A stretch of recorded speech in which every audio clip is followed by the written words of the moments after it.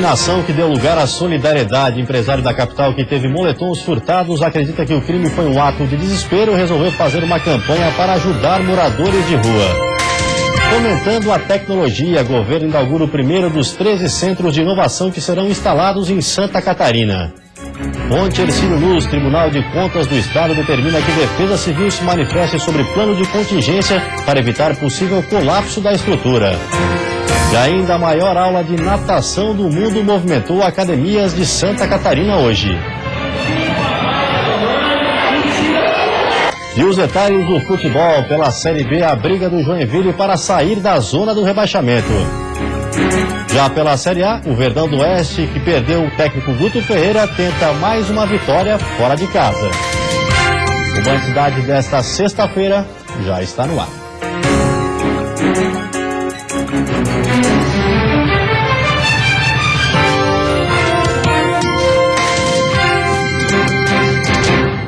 Olá, boa noite. Transformar conhecimento em negócios e empregos através de ideias inovadoras. Essa é a grande finalidade dos centros de inovação que vão ser instalados no estado. O primeiro deles foi entregue hoje em Lages. Que o Centro de Inovação de Lages abriu as portas para a comunidade. Em homenagem ao ex-governador Luiz Henrique da Silveira, que faleceu em maio de 2015, o local leva o nome dele. Um lugar criado para abrigar empresas empenhadas em desenvolver e comercializar novos produtos e processos tecnológicos. Aqui poderão ser desenvolvidas ideias em qualquer setor da sociedade. Basta apenas ser inovadora e contribuir para a economia da região. Capacitar as pessoas para que esse conhecimento delas se transforme em negócios, que transforme em emprego e depois que possa fazer uma melhor distribuição de renda para toda a nossa comunidade e região. Além de ter uma ideia e um produto inovador, a empresa que tiver interesse em se instalar aqui vai precisar passar por uma seleção. O edital com as regras para participar estará disponível a partir do dia 18 de julho no site do Parque Orion. A Nelissa, que acompanhou bem esse processo e tem uma empresa de software, sabe bem a importância que um lugar como esse vai ter para quem tem talento e criatividade. Mas antes não tinha a oportunidade de crescer. O centro ele vem como motivador para a inovação, né? E conectar a academia, conectar as empresas e o governo, que é o grande fomentador, né? Então nós pensamos que o conhecimento pode vir agregar muito valor em tudo que a gente faz. São 4.000 metros quadrados pensados para atrair os novos empreendedores. São 35 salas, mais espaços para reuniões e áreas comuns. Além das empresas instaladas, outras poderão utilizar a estrutura para capacitações e consultorias. O Centro de Inovação é o primeiro dos 13 que estão sendo construídos em Santa Catarina e servirá de modelo para os próximos que virão.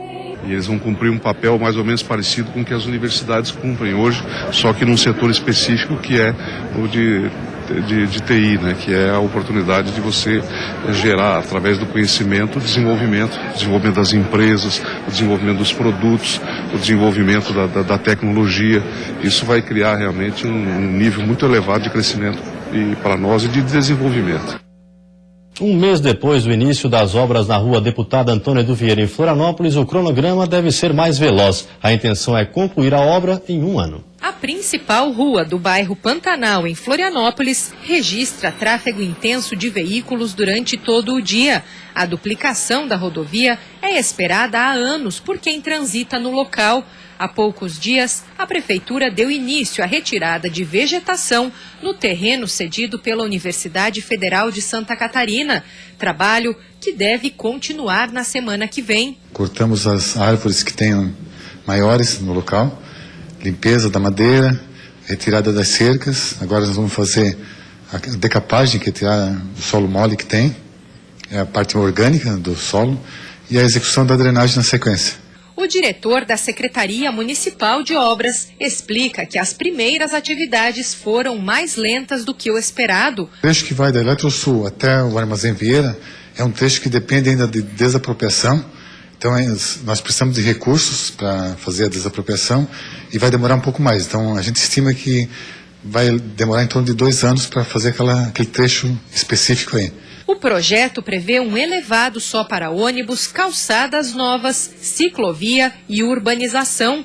O trecho de 1,9 quilômetro está dentro do anel viário de Florianópolis, que deve chegar até o centro. O orçamento total é de 36 milhões de reais e a intenção é que em um ano o trecho inicial esteja asfaltado. O Tribunal de Contas do Estado determinou que a Defesa Civil se manifeste sobre um plano de contingência para a ponte Hercílio Luz.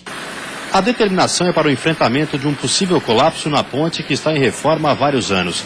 O tribunal alega que numa situação de risco, a responsabilidade não é apenas da Secretaria de Infraestrutura, mas de vários órgãos, como a Defesa Civil e o Corpo de Bombeiros. O TCE também determinou o pronunciamento da Defesa Civil sobre a necessidade ou não de encaminhamento de um aviso alertando a população sobre o real e efetivo perigo de colapso na estrutura da ponte. A Defesa Civil do Estado tem um prazo de 14 dias para se manifestar.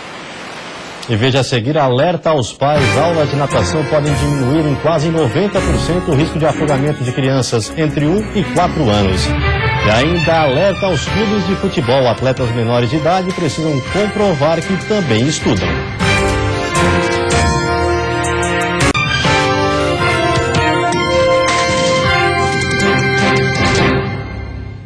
As aulas de natação podem diminuir em quase 90% o risco de afogamento de crianças entre 1 e 4 anos. Para alertar sobre a importância de ensinar os pequenos a nadar, a capital participou hoje de um evento internacional. A maior aula de natação do mundo movimenta academias ao redor do mundo no dia 24 de junho. A data é a abertura da temporada de verão nos Estados Unidos, país idealizador do evento. Em Florianópolis, a aula aconteceu nesta academia no Rio Vermelho. Crianças e adultos receberam noções básicas de natação durante meia hora. A ação busca conscientizar os pais e responsáveis sobre a importância das aulas de natação, já que o afogamento é a principal causa das mortes acidentais em crianças entre 1 e 4 anos. Com crianças até 14 anos, o afogamento passa a ser a segunda causa de mortes acidentais. Número alto e que pode ser reduzido em até 88% com aulas de natação. A primeira aula de natação é o banho em casa. Então, por isso que os pais têm que agir com naturalidade. A água eles vêm da água. Então, na água eles se sentem à vontade. É bem gostoso para eles, vão aprender. Quanto mais novo, mais fácil. Aqui eles aprenderam a mergulhar, bater braços e pernas. Acompanhados dos pais, os pequenos se divertiram enquanto aprendiam os movimentos. É muito seguro o seu filho saber nadar, porque a gente vai na casa de um amigo, sempre tem piscina. Então, nesse caso, é muito bom. Se a criança chegar por lá, dá tempo de nadar e a gente poder pegar, né? Importantíssimo, é imprescindível, porque não só na piscina, né? Como nós moramos também na praia, né? Então é importante ela ter uma noção de sobrevivência, até mesmo no mar, na piscina. Para os professores, além de poder salvar vidas, as aulas de natação ajudam no desenvolvimento das crianças. A natação abrange vários aspectos, né? É uma atividade física, tem muitas crianças que procuram por problemas de saúde, problemas respiratórios, tem bastante criança com colesterol, né? Então ajuda também a baixar o colesterol. Temos resultados muito bons com crianças que conseguiram baixar colesterol, perda de peso, sociabilização, né? Uma atividade lúdica também que pode ser feita brincando, né? Pode se aprender brincando, que é a nossa maneira de ensinar também. Ser um jogador de futebol continua sendo o sonho de muitas crianças no Brasil. O problema é quando o esporte acaba tendo influência nos estudos. Para evitar a troca das salas de aulas pelos gramados, em Santa Catarina, uma lei obriga os clubes de futebol a exigirem matrícula escolar de atletas menores de idade. De um lado, a bola nos pés. Do outro, a caneta na mão. Duas coisas que no futebol brasileiro normalmente não caminham juntas. O nível de escolaridade dos jogadores profissionais de futebol no Brasil, no geral, é baixo. Na dificuldade para conciliar a carga horária de estudos com a rotina de treinamentos, normalmente a bola acaba pesando mais. Primeiramente, eu passei por uma situação muito comum no atleta de futebol. O que acontece? O atleta ainda muito jovem é imposto uma condição de responsabilidade muito grande a esse atleta em relação a comprometimento, a dedicação, a empenho, e você passa a se entregar de uma forma integral ao esporte, ao futebol em si. Não existe ainda um levantamento sobre o nível de escolaridade dos jogadores brasileiros desde a base até o futebol profissional, mas se sabe que normalmente não é alto, Basta olhar para os números da Série A atualmente. Apenas 15 dos mais de 600 jogadores chegaram ao ensino superior. Dos 15, apenas 6 já concluíram o curso na faculdade. Claro que é muito difícil conciliar, porque a carga horária não baixa muitas vezes. Mas eu conto muito com a ajuda dos professores e da ONG Chapecó. E quando eu viajo, eu sempre tento adiantar os trabalhos, alguma leitura que tem. E quando eu estou aqui em Chapecó, eu faço as matérias. Parece ser uma cultura difícil de mudar, mas o sonho de ser um atleta de alto nível, por outro lado, parece que só aumenta. Principalmente com os meninos a gente vê bastante, né? Esse interesse de querer ser um atleta conhecido, um atleta famoso. Tudo a gente acredita que é em função da mídia, a mídia provoca isso, né? Fala uns 3 jogadores aí que gostam. Neymar, Cristiano Ronaldo e Messi. Gabriel, de 10 anos, ainda está longe de chegar a uma universidade, mas já tem o sonho de muitas crianças, virar jogador profissional. Aos 4, ele já estava numa escolinha de futebol. Gosta mais de estudar ou de jogar bola? Mais de jogar bola, né? Mas o estudo é sempre importante pra caminhada. Gabriel sabe que estudar é importante, mas talvez nem tenha consciência do quanto isso vai ajudar dentro de campo. Hoje em dia a gente tem estudado muito, né, com relação a essas novas metodologias de treino, que parte técnica, parte física, parte tática se igualou muito e no mundo todo, né? O diferencial está no atleta inteligente. E as inteligências, elas são múltiplas, elas é desenvolvida tanto na escola, quanto na sua família, né, nas suas redes sociais, quanto no treinamento. Pro Gabriel e pro amigo que joga com ele, o Thomas, não tem problema fazer as duas coisas, dá pra conciliar numa boa. Dá pra fazer os dois, mas só tem que focar. Às vezes dá uma preguiça, né? Mas priorizar os dois, né? Não prioriza um ou outro. Me esforço nos dois. Se eles vão ou não se tornar jogadores de futebol, só o tempo irá dizer, mas estão no caminho certo, conciliando estudos e esporte, coisa que nem todos têm oportunidade de fazer. E a oportunidade também vem da família. Os pais de Gabriel acompanham o filho em muitas competições durante a semana, no Brasil e fora dele. Há pouco tempo, Gabriel venceu um campeonato na Itália e a mãe estava lá para dar todo o apoio para o garoto. É uma experiência única, né, para todas as crianças, todos os atletas que lá estavam. Para mim, meu Deus, foi fantástico. É um outro país, outra cultura, então isso para ele, para a formação, é demais. E ele conseguiu levar numa boa, assim. Eu acho que ele absorveu bem e, como o técnico dele falou, o maior legado que eles trouxeram de lá é a questão da competitividade, assim, é saber competir, né? Competir numa boa. Eles perderam, depois ganharam e administraram isso numa boa. Além da educação na família, o acompanhamento dos próprios clubes também é necessário. Hoje são poucos os que oferecem ensino dentro dos centros de treinamento ou incentivam uma melhor formação para os atletas de base. É uma cultura que tem que ser mudada aos poucos.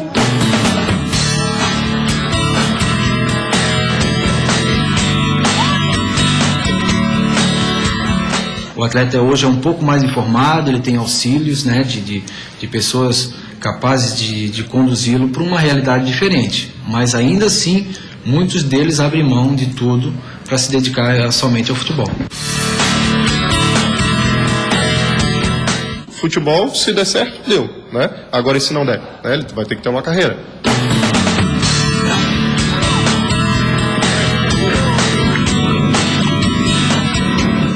E a seguir tem mais futebol. Pela Série B, a briga do Joinville para sair da zona do rebaixamento. E pela Série A, o Verdão do Oeste, agora sem Guto Ferreira, tenta mais uma vitória fora de casa.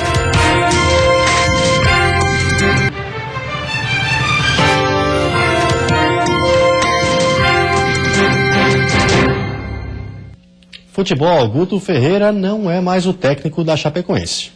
A 2 pontos do grupo que se classifica para a Libertadores da América, Guto Ferreira trocou a Chapecoense pelo Bahia, que está a 3 pontos do grupo de acesso à Série A do Campeonato Brasileiro.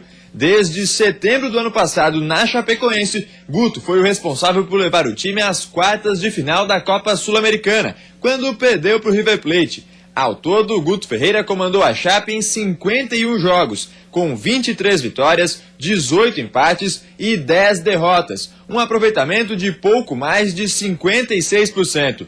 Guto deixa a Chape e leva junto os seus auxiliares André Luiz e Alexandre Faganello. Segundo a imprensa de Chapecó, a oferta do Bahia seria de R$300 mil por mês, praticamente o dobro que a Chape pagava aos profissionais no oeste do estado. No domingo à tarde, às 6h30, a Chapecoense enfrenta o Sport Recife na Ilha do Retiro. Também no domingo, no mesmo horário, o Figueirense joga contra o Coritiba, no Orlando Scarpelli. Depois do empate em 0-0 com o Botafogo em Juiz de Fora, um pouco mais de estresse para a delegação alvinegra. Por problemas numa conexão, o time ficaria em São Paulo e só chegaria hoje à noite em Floripa. Mas a situação foi revertida e o Figueira chegou ontem mesmo. Hoje e amanhã, o Furacão finaliza a preparação para pegar o Coritiba no Scarpelli. O jogo é no domingo, às 6h30. A esperança do torcedor e de Vinícius Eutrópio é que Rafael Moura, que estava sentindo um desconforto muscular, volte a jogar. No meio, ele Carlos também tem chances de ir para o jogo depois de se recuperar do choque com o He-Man na partida contra o Inter. Se os dois tiverem condições de jogo para domingo, o único desfalque será mesmo o Ferrugem, que levou o terceiro cartão amarelo contra o Botafogo. Com o apoio da torcida que deve lotar o Heriberto Wilson, o Criciúma enfrenta o Bragantino daqui a pouco para confirmar o bom momento no campeonato. A ideia da diretoria para a partida de hoje é fortalecer ainda mais a equipe jogando em casa. Para isso, os primeiros 5.000 ingressos estão sendo vendidos a R$20. Expectativa de recorde de público para o Criciúma nesta Série B. O Tigre encara o Bragantino, que está na zona do rebaixamento, mas nada de vitória garantida. A lição aprendida contra o Tupi deve ser levada para o restante do campeonato. Em campo, o Criciúma deve ter de volta 2 volantes para tornar a equipe mais ofensiva. A esperança de gols continua sendo Gustavo, que já marcou 7 vezes no campeonato. Mas o principal reforço de hoje deve ser mesmo nas arquibancadas. O Tigre conta com a volta do Caldeirão no Heriberto Wilson para seguir cada vez mais forte em busca do acesso. Então acho que essa promoção de ingresso é muito válida e esperamos que a torcida do Criciúma venha a campo, porque o nosso objetivo era entrar no G4 e com o apoio da torcida não tenha dúvida que nós vamos manter. Já o Avaí joga amanhã à noite em Minas Gerais contra o Tupi. Silas está preocupado porque tem algum espião dentro do Avaí passando a escalação para os outros times, mas dessa vez... Só que hoje não vai ter jeito, porque nem eu sei ainda quem que vai jogar, então qualquer coisa que sair vai ser mentira. Pelo menos Silas trouxe boas notícias para o torcedor.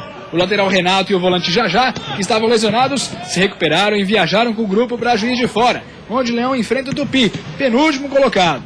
Luan, volante que cumpriu suspensão na última rodada, volta também. Os desfalques são Romarinho e Lucas de Sá, lesionado. Longe daqui da ressacada, são 14 jogos sem vencer, 13 derrotas e 1 empate. Contra o Tupi, mais uma chance de quebrar essa sequência. E mais uma oportunidade para quem entrou no último jogo e correspondeu.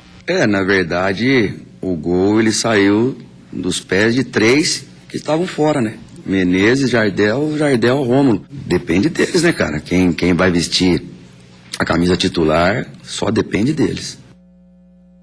Situação ainda mais delicada vive o Joinville, que está na zona do rebaixamento e tem um desafio fora de casa amanhã à tarde.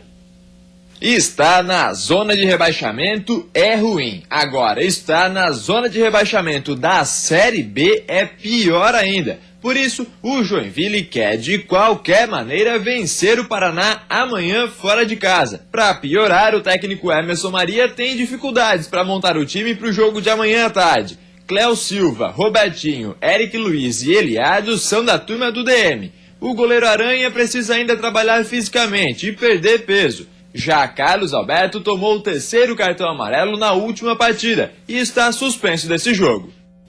Você vai ver depois do intervalo sobe o número de casos de gripe A no estado.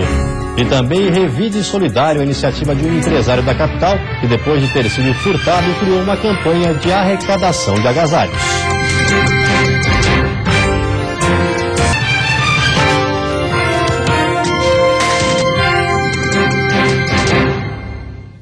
Subiu o número de casos de gripe A no estado. Já são 44 mortes confirmadas por influenza.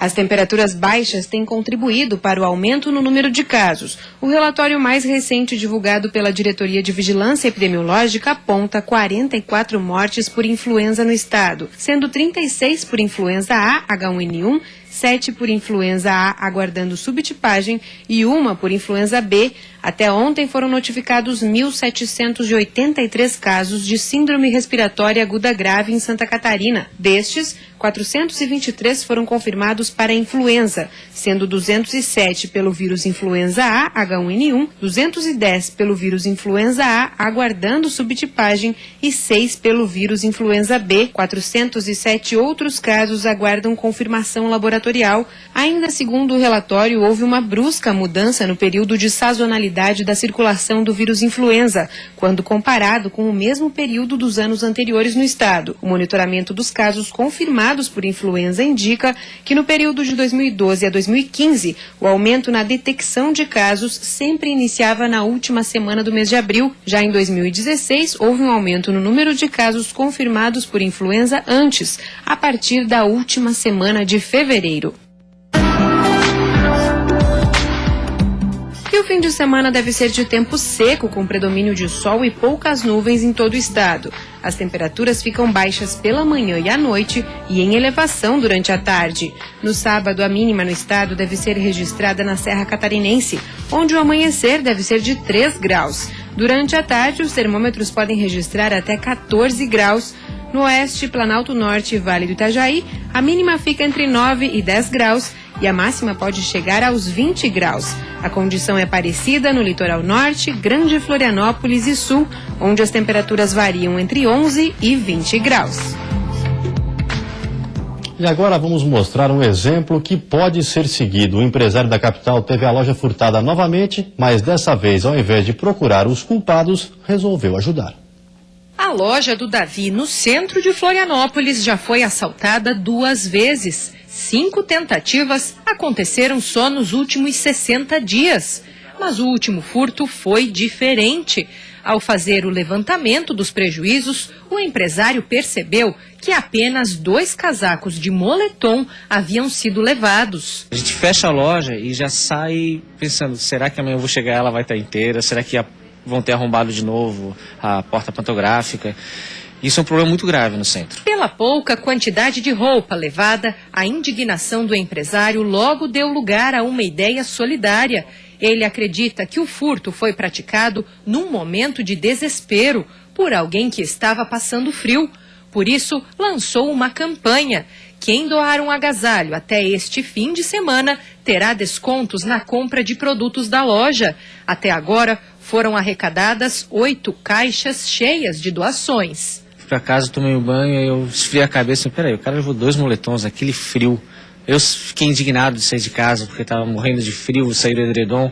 Pô, alguém que devia estar muito desesperado de frio. E ali eu falei, pera, não é o que a gente está pensando. Há poucos dias, a região sul registrou a maior onda de frio do ano e o inverno ainda nem tinha começado oficialmente, com temperaturas que chegaram aos 3 graus. Aqui em Florianópolis, muita gente sofreu com dias e noites gelados, especialmente a população mais vulnerável, como os moradores de rua. A Secretaria de Assistência Social da capital catarinense calcula que cerca de 500 pessoas moram hoje nas ruas de Florianópolis. A cidade tem 200 leitos disponíveis e as equipes distribuem roupas e cobertores, além de 3 refeições diárias para 110 pessoas no Centro de Atendimento à População de Rua. Eu acredito que seja alguém que tenha chegado na cidade, porque os que estão aqui, eu posso te afirmar que estão agasalhados. Eu imagino que alguém chegou na cidade ou alguém sob efeito de uma droga, de repente num gesto de desespero. Isso aqui foi um gatilho para que muita gente se mobilizasse e ajudasse outras pessoas que estão numa situação de vulnerabilidade enorme. Então, acho que o saldo é positivo. Valeu a pena. Que bom que isso aconteceu. Porque tanta gente se mobilizou e veio aqui que não conhecia. E uma última informação, a Secretaria Estadual da Agricultura informou que 9 localidades estão liberadas para o cultivo e consumo de ostras. Ponta do Papagaio em Palhoça, Caíra da Barra do Sul, Costeira do Ribeirão, Freguesia do Ribeirão, Barro Vermelho, Santo Antônio de Lisboa, Sambaqui e Praia do Forte em Florianópolis, além de São Miguel em Biguaçu. E você fica agora com o Jornal da Band. Boa noite a todos e um ótimo final de semana.